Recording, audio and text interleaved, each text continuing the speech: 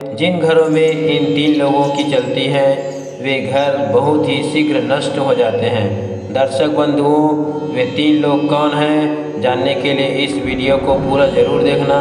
दोस्तों, आज की वीडियो आपके लिए बहुत ही अनमोल जानकारी देने वाली है। कहते हैं हर आदमी चाहता है कि उसका घर धन धान्य से और खुशियों से भरा रहे, उसके जीवन में कभी कोई दुख न आए, परंतु फिर भी लोगों की खुशियाँ नष्ट हो जाती है। अच्छे खासे संपन्न घर भी उजड़ जाते हैं, गरीबी का पहाड़ टूट पड़ता है। हमारे न चाहते हुए भी ऐसा क्यों हो जाता है? तो दोस्तों, आपको बता दें कि हमारे जीवन में घटने वाली समस्त घटनाओं का कारण आदमी स्वयं होता है। उसकी किन्हीं गलतियों के कारण उसे कहीं न कहीं दुख उठाना पड़ता है, और ये सब परिवार में सिर्फ एक व्यक्ति के कारण हो जाता है, चाहे वो पिता हो, पुत्र हो या स्त्री।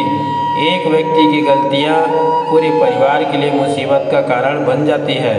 तो दोस्तों, इस संबंध में मैं आपको एक छोटी सी कहानी सुनाता हूँ, लेकिन उससे पहले आप अपनी पूरी सच्ची श्रद्धा से कमेंट बॉक्स में हर हर महादेव, ओम नमः शिवाय जरूर लिखें। साथ ही चैनल को सब्सक्राइब अवश्य कर दें। हे लक्ष्मी माँ, जो भी इस चैनल को सब्सक्राइब करे और इस वीडियो को लाइक करे, उसके घर में कभी भी धन की कमी न रहे, उसका पूरा परिवार हमेशा हंसता मुस्कुराता कुशल मंगल रहे। किसी गांव में एक मनसाराम नाम का व्यक्ति रहता था।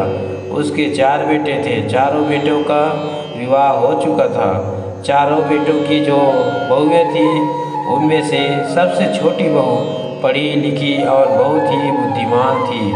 पहले तो मनसाराम के घर की हालत कुछ ज़्यादा ठीक नहीं थी, लेकिन जब से छोटी बहू घर में आई, वो घर दिन दुगना रात चौगुना बढ़ता चला गया। उसके घर धन की वृद्धि होती चली गई। छोटी बहू सचमुच लक्ष्मी के समान थी, और कहते भी हैं कि जिस व्यक्ति के पास बुद्धि है वही उसकी सबसे बड़ी दौलत है। वो अपनी बुद्धि और विवेक से धनवान भी बन सकता है और परिवार पर आने वाले संकट से भी अपना बचाव कर सकता है।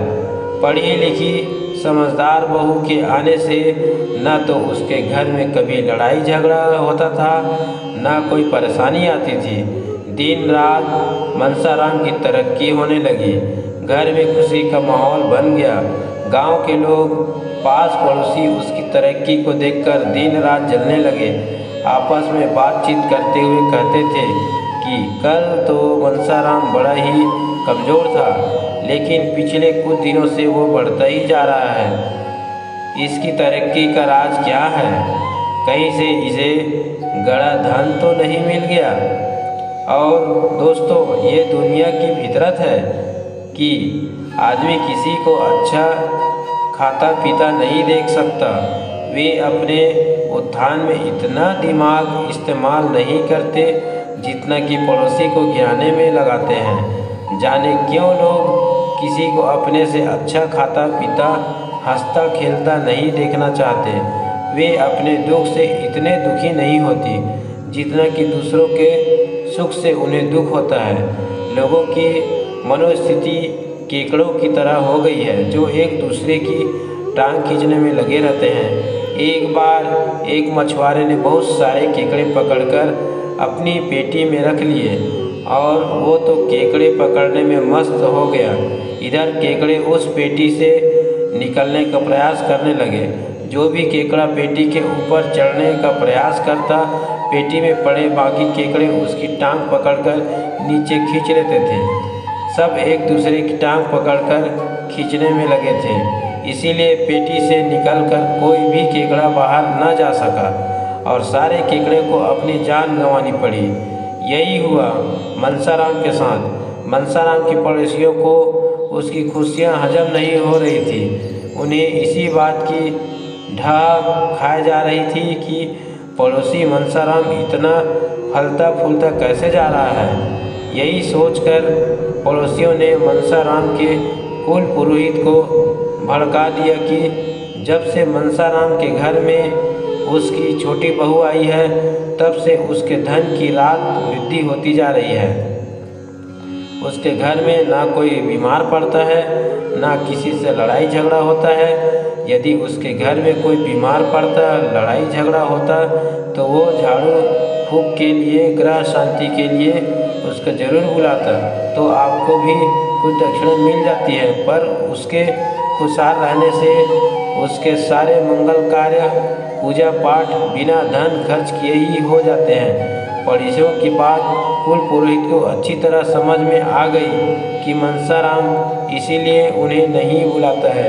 कुल पुरोहित ने सोचा कि ऐसा कोई काम करना चाहिए जिससे उसके परिवार की शांति भंग हो जाए और ये पूजा पाठ के लिए मुझे अपने घर पर बुलाए। ऐसा निश्चय करके वो एक ज्योतिषी के पास पहुंचा और बोला कि आप कोई ऐसा उपाय बताइए जिससे मनसाराम के घर में अशांति फैल जाए। ज्योतिषी ने ध्यान करके देखा तो पता चला कि मनसाराम के घर में अशांति तो आ ही नहीं सकती। उसकी एक बहू साक्षात लक्ष्मी का स्वरूप है। जब तक वो लक्ष्मी उस घर में रहेगी तब तक तुम उसका कुछ नहीं कर सकते। पुरोहित कहने लगे, तब तो मुझ पर रोजी रोटी का संकट आ जाएगा, क्योंकि कहते हैं कि चोरी अपनी जीविका चलाता, असावधान व्यक्ति से वैद्य अपनी जीविका चलाता है, रोगी से मत वाली स्त्रियां अपनी जीविका चलाती हैं, कामी पुरुषों से राजा अपनी जीविका चलाता है, झगड़ने वालों से और विद्वान अपनी जीविका चलाते हैं, मूर्ख व्यक्तियों से उसी तरह पुरोहित अपनी जीविका चलाता है।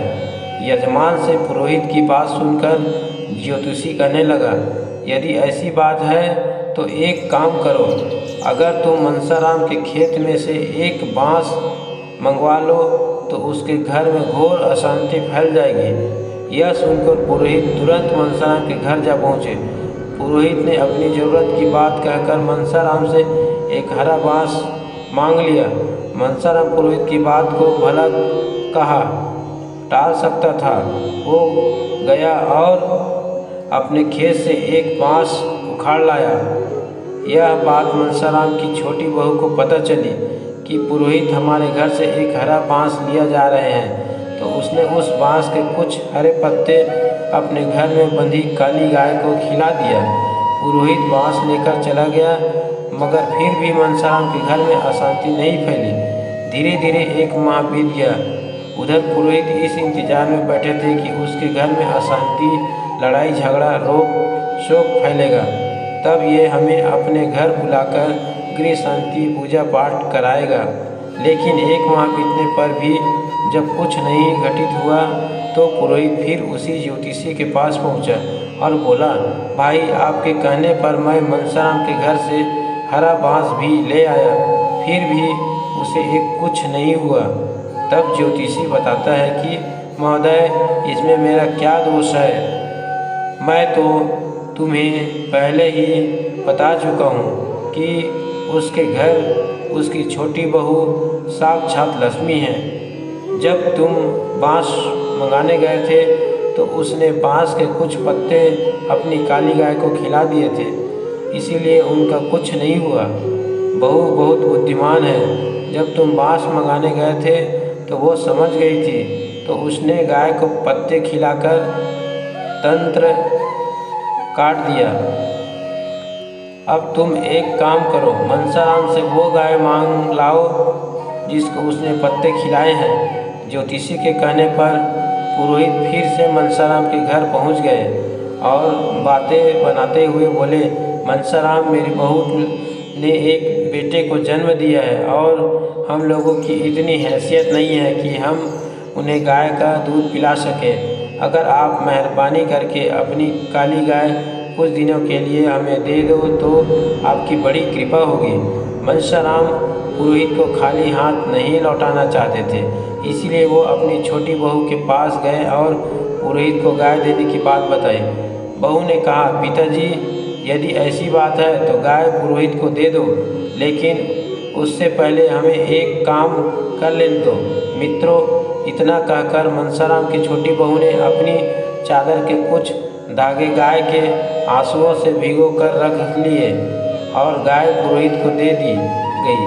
पुरोहित गाय लेकर चले गए और मन ही मन बड़े प्रसन्न होने लगे कि अब तो उसके घर में विपत्ति आएगी ही आएगी। जब विपत्ति आएगी तब वो मुझे पूजा पाठ के लिए आमंत्रित करेगा। इसी तरह धीरे धीरे 2 महीने बीत गए, पर मनसाराम के घर में अशांति नहीं फैली। जब पुरोहित जी फिर उसी ज्योतिषी के पास आए और बोले, भाई मैंने तुम्हारे कहने पर मनसाराम के घर से गाय भी मांग लाया, फिर भी वो खुशहाल जिंदगी जी रहा है। 2 महीने बीत गए, फिर भी उसके घर में कोई बीमारी नहीं फैली, ना कोई लड़ाई झगड़ा हुआ। अब हमारी जीविका कैसे चलेगी? ज्योतिषी ने ध्यान धर कर देखा तो वो समझ गया कि उसकी छोटी बहू ने गाय को देने से पहले उस गाय के आंसुओं से अपनी चादर को भिगो लिया, इसीलिए खुशहाली उसके पास ही रह गई। अब तुम वो चादर किसी तरह से मांग लाओ, तभी उसके घर में विपत्ति आएगी। ज्योतिषी महाराज की बात सुनकर पुरोहित जी फिर मनसाराम के घर पहुँचे और मनसाराम से निवेदन किया कि वो अपनी छोटी बहू की चादर मुझे दे दे। मेरी बेटी कीर्तन सुनने दूसरे गांव जा रही है। मेरे पास इतने पैसे नहीं हैं कि मैं अपनी बेटी को एक नई चादर दिला सकूं। मनसाराम कहने लगा, महाराज इसमें कौन सी बड़ी बात है, लो मैं अभी बहू से चादर मंगाकर लाकर देता हूँ। इतना कहकर मनसाराम बहू से चादर मांगने लगा। बहू बड़ी समझदार थी, उसने चादर देने से पहले चादर के वही धागे काटकर निगल लिए जो गाय के आंसुओं से भीग गए थे और चादर ले जाकर पुरोहित को दे दी। पुरोहित चादर लेकर अपने घर पहुंचा और मनसाराम के घर में विपत्ति आने का इंतजार करने लगा। इंतजार में ही 2 महीने बीत गए, मगर उसे ऐसी कोई खबर सुनने को नहीं मिली कि मनसाराम के घर में कोई बीमार पड़ जाता, कोई झगड़ा हुआ हो। पुरोहित जी फिर भागकर उसी ज्योतिषी के पास पहुँचे और बोले, महाराज मैं उससे छोटी बहू की चादर भी मांग लाया, फिर भी कुछ नहीं हुआ। तब ज्योतिषी ने ध्यान धर कर देखा तो कहने लगे, पुरोहित जी वो बहू बड़ी बुद्धिमान है।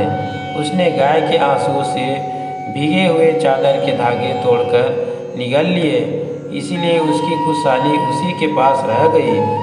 अब तो मनसाराम को विपत्ति में डालने का एक ही तरीका है, उसकी छोटी बहू को घर से निकाल दो, तभी कुछ हो सकता है, वरना नहीं। और हाँ, आप इस विषय में बात करने मेरे पास मत आना, मैं तुम्हें अब कोई रास्ता नहीं बता सकता। ज्योतिषी की बात सुनने के बाद पुरोहित मनसाराम के घर गए और सोचने लगे कि मनसाराम की छोटी बहू को घर से कैसे निकलवाऊं। मनसाराम के घर के सारे लोग उस बहू से बहुत प्यार करते हैं, वे खुद तो बिना किसी बात के उसको घर से निकाल ही नहीं सकते। तब पुरोहित के मन में एक युक्ति आई। उन्होंने मनसाराम से कहा, देखो भाई, मानना और ना मानना तुम्हारे हाथ में है। कल रात मैंने एक सपना देखा था।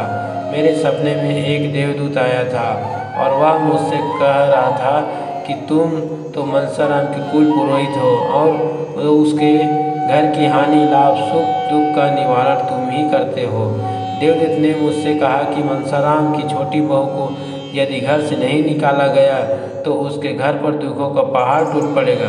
तुम यह बात मनसाराम को जाकर बता दो कि उसकी बहू बहुत अभागन स्त्री है, उसे घर से निकाल देना ही शुभ है। पुरोहित की बात सुनकर मनसाराम बहुत चिंतित हो गया। उसने अपने बेटों को बुलाकर पुरोहित के द्वारा बताई गई सारी बातें बताई कि आपकी पत्नी की वजह से हम लोग एक दिन बहुत बड़ी मुसीबत में फंस जाएंगे, इसीलिए तुम अपनी पत्नी को घर से निकाल दो। मित्रों, उन दोनों की बातें वो छोटी बहू चुपचाप सुन रही थी। छोटी बहू कहने लगी कि पिताजी, यदि मेरे कारण इस घर पर विपत्ति आएगी तो मैं स्वयं ही इस घर को छोड़कर चली जाऊंगी। इतना कहकर वो घर से जाने लगी। उसके पति ने देखा तो वो भी अपनी पत्नी के साथ घर छोड़कर चल दिया। अब तो लक्ष्मी रूपी बहू के घर से जाने के बाद मनसाराम के घर में घोर अशांति फैलने लगी। कभी भी आपस में लड़ाई झगड़ा होता था, कभी बीमारी आती थी, कभी धन हानि होती थी, तो कभी कुछ ही दिनों में मनसरम कंगाल हो गया। पुरोहित इधर उधर की बात झाड़ फूक करने के नाम पर उससे धन खींचते रहे। इधर खेती बाड़ी व्यापार सब थम सा गया था। छोटी बहू के जाने के बाद उसकी अन्य बहुएं उस घर की गृहस्थी नहीं संभाल सकी। दिन पर दिन उसकी हालत बिगड़ती गई। उधर उसकी छोटी बहू जिस शहर में रहती, वो धीरे धीरे वहाँ भी छोटा मोटा कारोबार करके धनवान बन गई।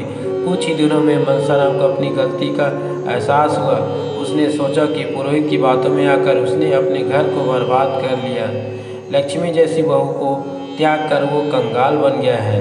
अब वो अपनी बहू और बेटे को वापस लाने के लिए शहर चल पड़ा और वहाँ जाकर उसने अपने किए की क्षमा मांगी। बहू कहने लगी, पिताजी, जब इंसान धन से बढ़ने लगता है तो उससे लाभ उठाने वाले, उसे बर्बाद करने वाले, उससे चलने वाले सलाहकार बहुत मिल जाते हैं और बिन मांगे ही सलाह देने लगते हैं। यदि मनुष्य बिन मांगे मिलने वाली सलाह में फंस गया तो उसका विनाश होने लगता है। समझदारी उसी में है कि वह सुने सबकी, पर करे वो जो उसके हित में हो। दूसरी बात, मनुष्य को हर कार्य के प्रति स्वयं सतर्क और सावधान रहना चाहिए। मनुष्य की स्वयं की गलतियों से ही वो दुखी होता है। यदि वो अपने धन की सुरक्षा नहीं करेगा, लापरवाही बरतेगा, तो धूर्त चोर और लुटेरे अपना मौका मार ही लेंगे। इसमें तुम्हें चोर की दोष नहीं दे सकते। अपने कर्म पर विश्वास करो। यदि हमें अपने कर्म पर, अपनी योग्यता पर विश्वास है तो आपका कर्म आपको फल देगा ही देगा। विपत्ति आने से पहले ही उसका समाधान सोचना चाहिए। हर कार्य दूसरों की सलाह पर न छोड़ें। जो लोग सावधानीपूर्वक सोच विचार कर कार्य करते हैं, वे विपत्ति से लड़ने का उपाय पहले ही खोज लेते हैं। ऐसे लोगों को बाद में पछताना नहीं पड़ता। दर्शक बंधुओं, अब मैं आपको बताने जा रहा हूँ उन 3 लोगों के बारे में घर में जिनकी ज़्यादा चलती है, उनके कारण घर बर्बाद हो जाता है। नंबर 1, जिस घर का मुखिया मूर्ख हो, जुआरी हो और बिन मांगे सलाह देने वालों के अनुसार चलता हो तो उसका घर अतिशीघ्र उजड़ जाता है। नंबर 2, हठी और लाइला बालक, जिस घर में ज़्यादा हठी और लाइला बालक हो और बालक की घर में चलती हो तो वो अपनी हट पूरी करवाकर ही मानेगा, भले ही उसमें कितना ही बड़ा नुकसान क्यों न हो जाए। जिस घर में ऐसे बालक की चलती हो वो घर पत्थर की नाव के समान होता है जिसे डूबना तय है। नंबर 3, हठी और दुष्ट स्त्री, जिसका मन अत्यंत चंचल हो। ऐसी स्त्रियां घर की उन्नति के लिए ठीक नहीं होती। यदि ऐसी स्त्रियां की घर में चलती हो तो वो घर या उस घर की उन्नति, सुख शांति नष्ट हो जाती है। दर्शक बंधुओं, ये कहानी आपको कैसी लगी कमेंट सेक्शन में आप अपनी राय जरूर देना। मिलते हैं अगली वीडियो में एक नई चर्चा के साथ। आप सभी का बहुत बहुत धन्यवाद।